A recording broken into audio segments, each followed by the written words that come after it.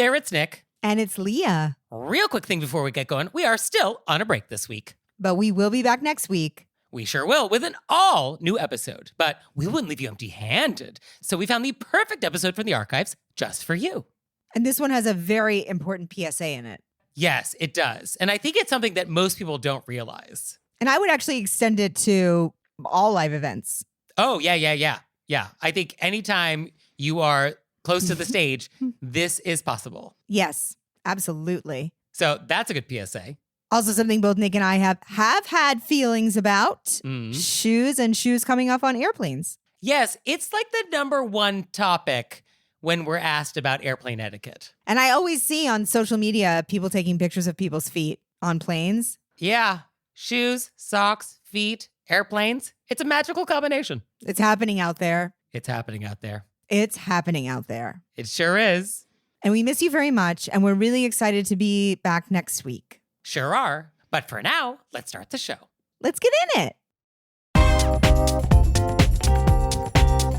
Hey, everybody, it's Nick Layton. And it's Leah Bonema. And we had so many great questions from you all in the wilderness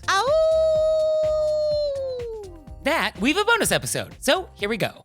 So all these questions come from our last live show. We had so many questions in the bucket that we couldn't get to that we will be using them for future episodes. And all of these are from our last live show. Because we ran out of time. You guys gave us so many great questions. We ran out of time and we still had more left over. It just goes to show we have not solved all the world's etiquette problems yet, Leah. There is still work for us to do. And we have a really fun audience. So the first question is, quote, on an airplane, let's talk about shoes. Should you A, keep them on at all costs, parentheses, but my feet will swell and I can't sleep. B, take them off and stash them under the seat in front of you, parentheses, but maybe they smell.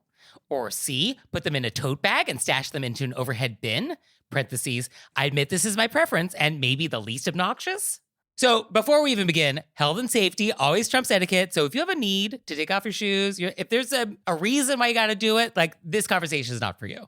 We're talking about purely voluntary shoe removal here. And I don't think you should keep your shoes on at all costs if it makes you so uncomfortable. Just have socks on and maybe wear a pair of shoes that, do you have like fresh smelling shoes? Well, so in general, we want to talk about what is good etiquette on an airplane. And for me, it's about staying in your bubble. And so I guess the question is, can you achieve what you want to achieve while you're staying in your bubble? And when you take your shoes off, you can't take when you take your shoes off, we got clean socks on. Please don't be barefoot. That's wild. Barefoot is definitely another level. I feel like if we don't need to be taking our socks off, let's not do that. And I don't know what an elegant way to put this is, so I won't even try. Give it a shot. I will not even try. If you have feet that are very pungent, fragrant, odoriferous, bold, provocative. If you have bold feet, maybe before we get on the flight, we have shoes that we are more of a slipper, not like a bedroom slipper, but just sort of like a slip-on, slip-off that we use very rarely, so they haven't been, lived in and fragranted in. And, we just put on a fresh sock and our slip-ons. And then that way, if we worry about the way they smell, they're fresh. So we just slip our feet out and we got those little fresh slip-ons right there. Yeah, I think your feet and if they smell. And so let's not inconvenience the people around you. I think that's really the baseline. My feet, roses. And I think when we walk to the bathroom, I do put my shoes back on. I don't want to be in socks in an airplane bathroom. I mean, if you want to walk to an airplane bathroom in socks, yeah. I mean, it's not harming me, but I feel like your socks are going to be taking one. Oh, that's true. Yeah, that's true. That does fall into the doesn't affect my life. But for you, I would actually, it does affect society. I think it is a little corrosive on society. I mean, it affects the person's house that you're going to go stay at and you're wearing those socks in. But yeah, I mean, it's just you think those airplane carpets get shampooed between each flight? I don't think so. How about ever? You think they give shampooed ever? Yeah, I think the idea of let me just run around this plane in bare feet. Okay. No, thank you. I just want to say that I recognize our letter writer is most comfortable with C, which is the idea of putting their shoes in the overhead. Right. Which is why I suggested maybe bringing a separate pair of shoes. That way you still get that same vibe, but you don't have to stand up and put them on while you're trying to exit the plane. It just seems like an easier way to do that. Right. Yes. Yeah. You're not telling people like they must bring a second set of shoes for the airplane. Yes, I would never suggest that. I think your shoes probably are lovely and you're just overly aware of other people because you're a lovely person. And this is just because you said that. Got it. Yeah. No, that makes sense. So our next question is, quote, how do you handle a platonic situation where one person wants to be friends more than the other? For example, when the initiator of the hangouts wants the friendship more and wants it to happen closer to them, such as Queens versus Upper Manhattan. I wish we could have seen who in our audience wrote this. Yeah, and just for the record, it's not me, even though, I do have a hard time with friends that live far away, such as on the east side. On the east side. That's like yeah, once you cross Fifth Avenue, it's sort of like, the hassle.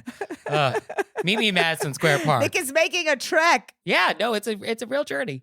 Yeah, so how do we handle this? Well, I think it's interesting that the friend who wants to hang out more is the friend who wants our letter writer to travel. Yeah, that's kind of a fun detail. It's sort of like, I don't want this friendship and you're making it inconvenient. Yeah. So what do we do with that? I think they could say, hey, everybody's short on time. We all just can't be running around all the time. Sure. You say, life is busy as everybody is. If you're out in Queens, let's make a date, but I don't want to come into the city. Boom. I think that's the way to handle it. And I don't think we need to have like a grand conversation about like our friendship and how uneven it is and how inconvenient your requests are. I don't think we need to actually go down that road. Because I'm trying to pull this out of New York and then like putting it in terms of if I'm in Siena and you live in Florence and I want to be friends with you more than you want to be friends with me, and I am always telling you, Leah, just come to Florence. And you're like, I don't want to. And then you should come to me and have a coffee. Right. So like, if I am in Siena, then I'll look you up and then, we'll have a coffee. Yeah. So that seems right. Yeah. Yeah. I think this is universal. And I think if you're initiating, realize that when you're asking a person to put in more work, to travel further. Yeah, that's a great point. Also, relationships should be sort of reciprocal. So like, I visit you in Queens and you visit me on the Upper West Side and we kind of take turns sharing this burden. But, with this kind of relationship, which is like, I could take it or leave it, which is the vibe I'm getting. Yeah, it's a little hard to reciprocate when you don't really want to reciprocate. I just love that it's Queens versus Upper Manhattan, because outside of New York, you'd be like, isn't that sort of the same? Oh my gosh. It so is not. And then with Nick, you're like, are you more than 5 blocks away? I can't go. I mean, for me to get to Queens, even Long Island City, like the most convenient part of Queens for me to get to, it's still going to be like 45 minutes door to door. It is Also, I want everybody to know that every time Nick and I do something, I went from Queens to Manhattan. And your point is? And I never received a pat on the back. Did you? Well, next time you're in New York, if you have time, I will give you a pat. How's that? Or do you want me to like visit you in Queens? Is that what you want? I mean, we know you never offered. So we know you were like, I will not. Well, yeah, I mean, I never said it, but I think that is implied. Yeah, it was very implied. Yeah. Yeah. Okay. Well, that's my deal. Maybe I did write this letter, Leah. Did you write this letter? So our next question is, quote, I was at a wedding yesterday, and as the DJ called last song, another friend and her husband remarked, oh, the bride and groom are still here. We were told that you should never be present for the last song at your own wedding because then your final memories are of people awkwardly shuffling out. What do you think? Is it acceptable for newlyweds to slip out early at their own party? I haven't heard this before. I've never been at a wedding where my friends didn't say bye to everybody leaving. Thanks for coming. Big hugs. Sometimes we even go out somewhere afterwards, and then I have to be like, I gotta go to bed early. But maybe this is out there. It's not something I've come across. Yeah, so I'm not super familiar with this specifically. So this is definitely like regional, I think. Or it's sort of like a twist on like the actual tradition, like the Emily Post 1922 version of this, which was like you had the reception in like your home very often. And the idea is like you're having your party and all that. And then the bride goes upstairs to change into her traveling clothes, whatever that is. So wherever they're going off to. And then at the top of the stairs, she's joined by her groom. And then what happens is all the guests are like lined up along the hallway. And the bride and groom then basically make a mad dash down the stairs through the hallway as rice is being thrown at them like shrapnel. And then they get right into the car and then they leave for their honeymoon. So like that's kind of the vibe for Emily Post in 1922 about like how a lot of these things happened. But like today, nobody's going from the reception to like their honeymoon. Like nobody's going to the airport that night. Like I don't know who that person is. I immediately thought, who's going to clean up? Who's going to lock up the house? But there is a thing called a formal exit, which is a thing that people do in their weddings, which is a lot of people want to have the photo of them exiting, quote unquote, the reception with all their guests around them. Often, like there's streamers, like sparklers in the photo. And the idea is like, oh, it's all your guests like sending you off. And we get a great photo of that. And a lot of people do a fake version of this early in the reception when most of the guests are there. So they like pretend to leave for the photos and then the actual party happens. And also this actually allows you to have your photographer not have to stay to the bitter end. So you don't have to pay them for the entire party. So it's actually a good strategy on some level. But a lot of people do that. And so like have at it if you want. I also don't think that your final memories are of people awkwardly shuffling out. I think it's more your friends are saying bye to you and a great night and wishing you well. And that's the memory. Yeah. And honestly, a lot of parties, like it actually gets more intimate and kind of nice at the very end when there's only a few guests and you actually can talk to people and people are a little more relaxed. And there's something about that sort of twilight of a party that I really like. And the real diehards are still out on the dance floor. So I will dance through a whole wedding. I will dance to every song. I can't get enough of dancing. And a lot of weddings then do have like this second chapter, which is like the midnight buffet. So like then there's an after party that's also planned. Like it's very common for there to be like, oh, there's pancakes at midnight now. Like, oh, the menu's now changed and now we're going to be here for another 4 hours. And for some guests, you're like, I cannot stay till the end. I cannot stay for this entire after party. I'm going home. So, for that, then yeah, you are going to see your guests leave and that's fine. Or I've been to a lot of weddings where they go to a second location afterwards. And then you're like, I can't make it. Oh, kidnapping and weddings never go to a second location. But I think the idea that like bride and groom can't stay to the end, I don't think that's an etiquette rule. I don't think so either. And I personally would want to stay till the end because I would want to be there to say bye to all my friends and thank you. Yeah. So I think that's fine. So do that. But if the tradition in your area is to leave early, well then, yeah, etiquette is local. So then do whatever is etiquette in your area. Yeah. Or if that's what you really wanted was to be like, have that old school idea of like, we're running off. Yeah. And everybody's wishing us well, then do that. Whatever makes you happy on your wedding day. So at the end of the day, stay to the end, don't stay to the end. What you want to make sure is that your guests have a nice time. So whatever you choose, just make sure you keep that in mind. Yes. I wouldn't like slip out and not say goodbye to anybody. I would not do just that. Like through the back door. I wouldn't like peace out through the kitchen. Where is Chad and Lisa? Are they here? Where did they go? Yeah. I would not do that. Yeah, no, that would be bonkers. I mean, does that happen? I don't know. You're like, I flew in. Where did you go? Audience, if you've been at a wedding where the newlyweds just left the party and didn't tell anybody, let me know. Let me know like what that was. And never came back. They have to have never come back. Yeah. No, it has to be like, oh, we have just left and we didn't tell anybody. If it was before the cake cutting, I definitely want to hear about that. That would be wild. Wild. So our next question is, quote, in the past few years, I've noticed that salespeople and baristas often greet customers with, welcome in. I don't remember this being common until recently. To me, welcome implies that someone has just arrived, and it's unnecessary to add the word in. What do you think? Is this a faux pas or something I should just get over? I have a very strong feeling on this. Okay, what's your very strong feeling? But I would like to run it. I'm going to play the barista. You play. Okay, I'm Nick the customer. You Nick the customer. Do. I'm walking into the store. Welcome in. Hello. Was that our role play? No, you're supposed to say, oh, what would you say? What would you say to be like, hey, welcome in is you don't need the in? I mean, I wouldn't necessarily respond to that greeting in any particular way. It's sort of like an irashaimase. You don't have to respond. You can just acknowledge their existence. Right, but our letter writer is saying, can I tell them that they don't need the in? Oh, our letter writer is not saying that we need to correct their like expression to their face. I think our letter writer wants to know, like, should I just be bothered? Under no circumstances are we actually saying something back to them about like, oh, please do not say this to me. Oh, okay, good. I wanted to make sure because I wanted to role play that, and we would show how that would not go well. Yeah. Oh, no. If somebody says welcome in and you're bothered by it, we do not now say to that person, excuse me, the in is unnecessary, and please don't say that to me. No, that is not the role play good. That's about to happen. I just wanted to make sure because I was like, this is not going to go well. We're not doing that.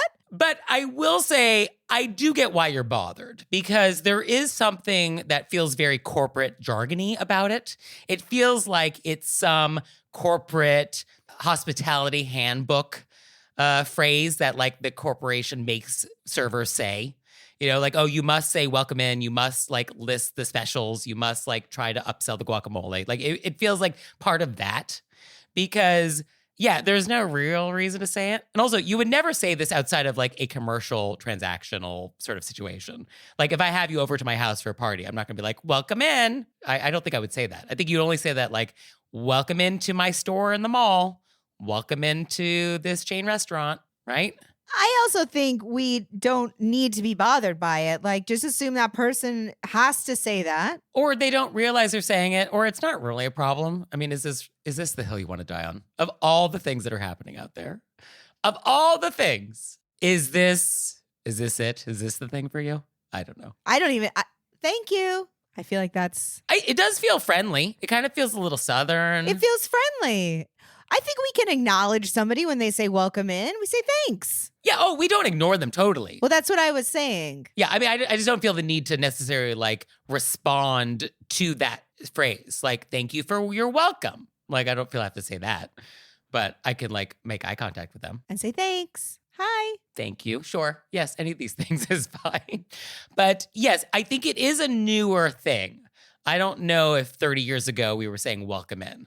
I think it is a phrase that is coming and it's sort of making its way through different industries and different cities. And now that we've said it on this show, I think you will now be more aware of it in the wild.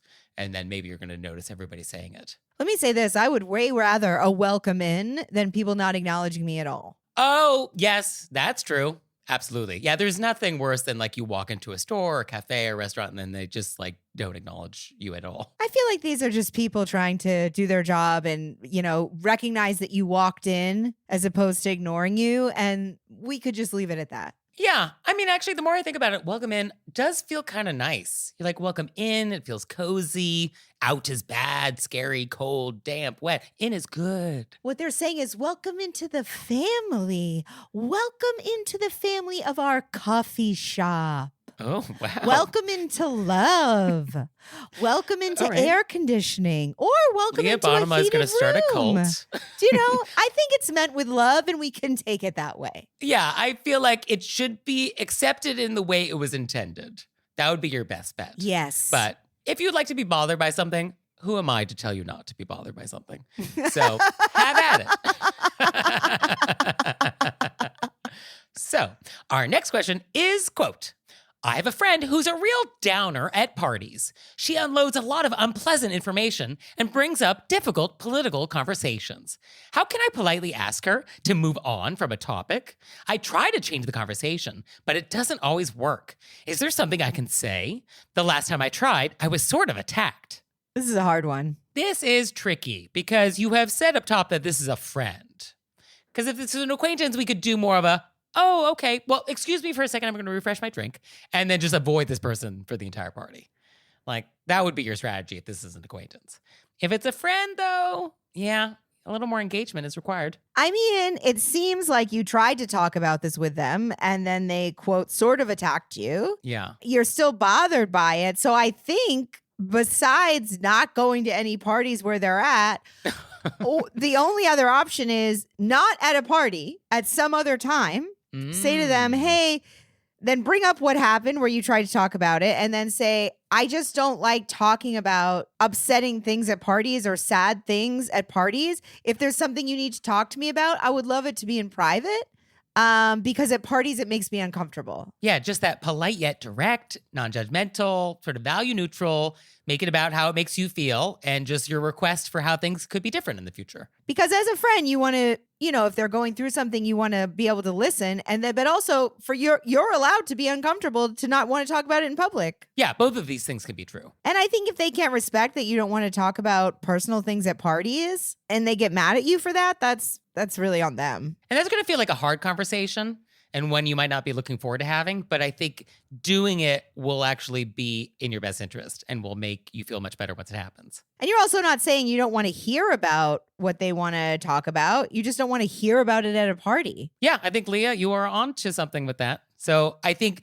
letter writer, try this, report back. Let us know how we did. Yeah. Also, like, as a person who I don't do well in large social events, I do better one-on-one. If I'm at a party and you're like trying to have an intense conversation, it's just going to throw my anxiety off. Yeah, that's not fun. So ideally, this person will understand that other people don't necessarily socialize in the same way and they can find a middle ground. Yeah, fair enough. So our next thing is a PSA. Leah, do you not have a sound effect for this? Oh, do you want me to have a sound for PSA? Well, I mean, every time we kind of have a call and response thing that happens. Okay. All right, let me work one out. Although we did not discuss it. That's true. So I don't know what sound is PSA unless you can make the sound of the star shooting through the sky. I have an idea. Let's do it again. All right. So our next thing is a PSA. Psa. What? No. No. That's PSA. Sound it out phonetically. Psa. All right. All right. Well, next one, I'll try another one and you can vote. But No, I'm not voting. I'm vetoing. But it's, quote, if you sit front row in an opera or musical, you are most likely in the conductor's monitor and the actors backstage will watch a live feed of you sleeping on your phone or picking your nose. Beware. This is a great PSA. This is a great PSA because I love sort of like insidery industry specific PSAs, things that like as a civilian might not actually know about. Like this actually would not occur to me. I'm not sleeping on my phone or picking my nose at a theater, so I'm in the clear. But it would not occur to me like, oh, if I'm front row, I'm out on camera all the whole time. And all the people on stage are paying attention. They see you in the front row. You are very clear. Yeah. Oh, there's definitely that. And then we go backstage and talk about you. Yes. If you're sleeping or picking your nose or on your phone. And everybody backstage knows about it because they can then see you on the camera. So like we all see it, I guess. Yeah. No, it's amazing. So I love this. So you out there, if you work for an industry and you have like an industry specific PSA that like people outside of your industry wouldn't know about but should, oh, let us know. Please let us know. I would love to know things because I'm sure I'm missing so much. Oh, I would love to know things because I don't want to be wrong. Yeah, of course. And if you have questions for us, vent or repent, we'll take it all. So please send it to us. Send it to us through our website, wereraisedbywolves.com, or you can leave us a voicemail or send us a text message, 267-CALL-RBW. And we'll see you next time. Bye. Bye.